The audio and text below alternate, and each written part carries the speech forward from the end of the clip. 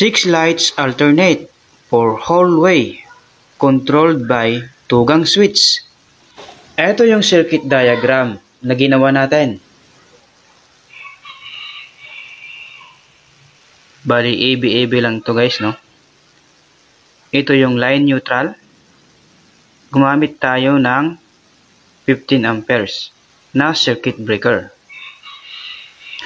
Gagamit tayo ng 2.0 mm squared or number 410 na THHN wire. Ito yung tugang switch natin. Unahin nating i-connect itong neutral.